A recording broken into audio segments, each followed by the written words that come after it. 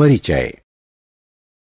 बच्चों, हम अपने आसपास चारों ओर जो खूबसूरत दुनिया देखते हैं वह प्रकाश के प्रभाव के कारण देखते हैं। अंधेरे में हम अपने आसपास कुछ भी नहीं देख सकते। प्रकाश हमारे जीवन का महत्वपूर्ण आयाम है। हम इस अध्याय में प्रकाश के गुण और अभिलक्षणों के बारे में अध्ययन करेंगे। उद्देश्य। इस पाठ के अंत में आप निम्न करने में सक्षम हो जाएंगे: प्रकाश की व्याख्या करना, प्रकाश परावर्तन के नियमों की व्याख्या करना, नियमित और विसरित परावर्तन की व्याख्या करना, विभिन्न तरह के प्रतिबिंबों की बनावट पर चर्चा करना, कैलिडोस्कोप के कार्य करने की व्याख्या करना, प्रकाश पराकीर्णन की व्याख्या करना। प्रकाश क्या है? आप कई तरह की चीजों को देखते हैं। इस कमरे में ही आप कुर्सी देखते हैं, मेज और मेज पर रखे गुलदान को भी देख सकते हैं। ये चीजें हमें तब दिखाई देती हैं जब उस वस्तु से प्रकाश परिवर्तित होकर हमारी आंखों पर पड़ता है। यह दो तरह से होता है, या तो वस्तु से स्वयं प्रकाश निकलता है या वस्तु पर किसी दूसरे माध्यम से प्रकाश पड़ता है। इस स्थिति में प्रकाश परावर्तित होकर हमारी आंखों तक आता है। इस प्रकार जब पूरी तरह से अंधेरा रहता है तब प्रकाश की अनुपस्थिति में हम कुछ भी नहीं देख सकते। क्या आप जानते हैं कि प्रकाश भी ध्वनि की तरह ऊर्जा का एक माध्यम है, लेकिन इससे अलग है।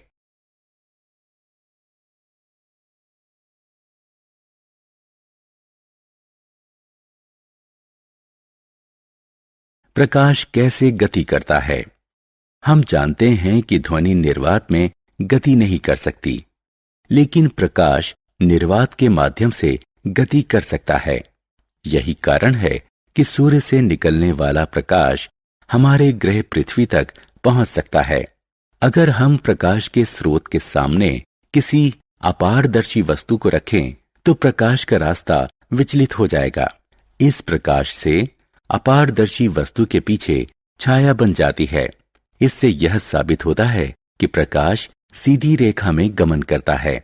इसके अलावा हम इसे अपारदर्शी माध्यम से भी देख सकते हैं।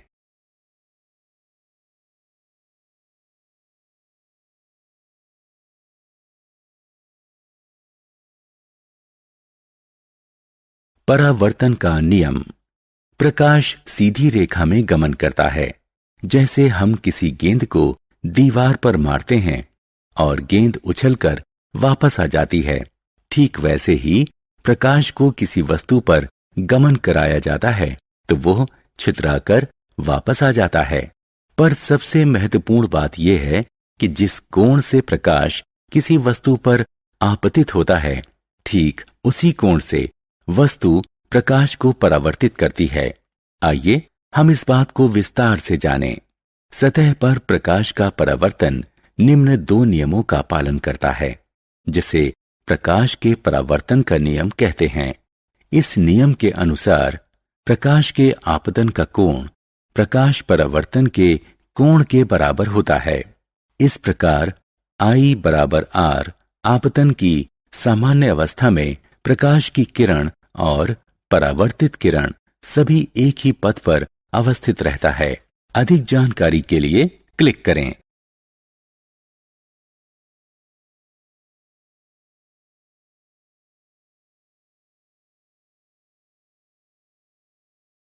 नियमित और विसरित परिवर्तन। दर्पण जैसी समतल सतह से निकलने वाले परावर्तन को नियमित परावर्तन कहते हैं। पानी की सतह से निकलने वाली परावर्तन या बेहद चमकीली सतह से निकलने वाले परावर्तन भी नियमित परावर्तन के उदाहरण हैं। प्रकाश का नियमित परावर्तन ही प्रतिबिंब बनाता है। विसरित परावर्तन तब होता है जब प्रकाश की किरण किसी लकड़ी या दीवार की सतह पर आपतित होती है। यह सतह समतल या चमकीली नहीं होती। इस स्थिति में प्रतिबिंब नहीं बनता। ऐसी स्थिति में सतह के विभिन्न भाग विभिन्न दिशाओं में आपतित किरण से परावर्तित होते हैं। हम ज्यादातर वस्तुओं को अपनी आंख से देखते हैं। ये हम तब देखते हैं जब इनकी सतह से विसरित परावर्तन होता है।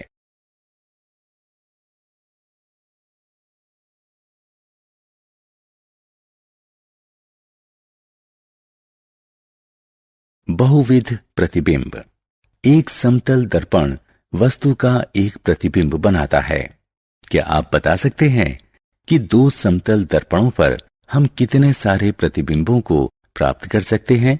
दो समतल दर्पण लें, इसे एक दूसरे के साथ दाईं कोण पर व्यवस्थित करें जिसमें इनका किनारा मिल सके। इन दर्पणों के बीच में एक मोमबत्ती रखें। अब आप कितने प्रतिबिंबों को देख रहे हैं? आपको हैरानी होगी कि आप इन दो दर्पणों में 3 प्रतिबिंब देख रहे हैं। दर्पण में बने इन प्रतिबिंबों को देखकर हमें हैरानी होती है। आगे भी हम ऐसे ही हैरत भरे प्रतिबिंबों को देखेंगे।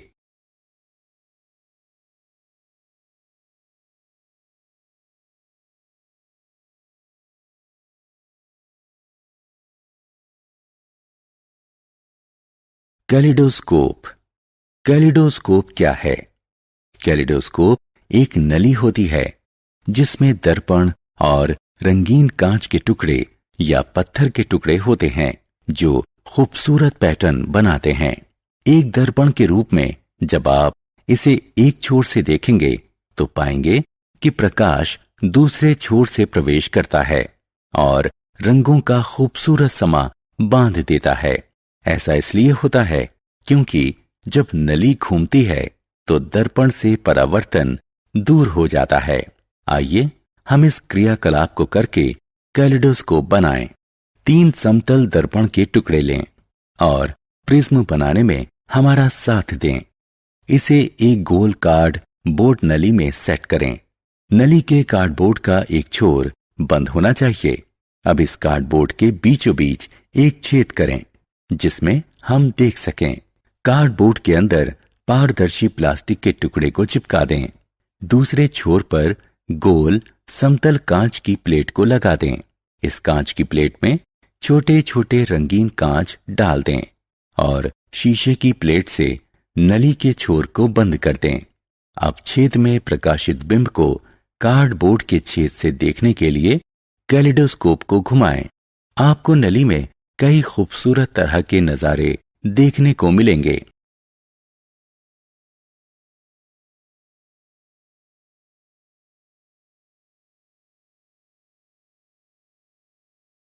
प्रकाश का प्राकीर्णन। बारिश होने के बाद हम आकाश में क्या प्रेक्षण करते हैं? जी हां, हम आकाश में कई रंगों वाला खूबसूरत इंद्रधनुष देखते हैं। लेकिन यह विभिन्न रंग कहां से आते हैं? हम जानते हैं कि सूर्य के प्रकाश को सफेद रंग में उल्लेखित किया जाता है। जब हम इस प्रकाश को कांच के प्रिज्म से गुजारते हैं तो यह 7 रंगों में विभाजित हो जाता है। इसका मतलब यही हुआ कि सफेद प्रकाश की किरण अपने संगठन रंग से अलग हो जाती है। इन रंगों का समूह सफेद प्रकाश के स्पेक्ट्रम को प्रदर्शित करता है। इस प्रकार सफेद प्रकाश के अपने संगठन रंगों से अलग होने की घटना को प्रकाश का प्रकीर्णन कहते हैं। आइए अब हम इंद्रधनुष पर आते हैं। उपरोक्त आधार पर हम कह सकते हैं कि सफेद प्रकाश का प्रकीर्णन बारिश की बूंदों से होकर गुजरता है तो इंद्रधनुष बनता है। इन रंगों को हम निम्न क्रम में देख सकते हैं: बैगनी, गहरा नीला, नीला, हरा, पीला, नारंगी और लाल। इसे अंग्रेजी में वाइबक्योर भी कहते हैं।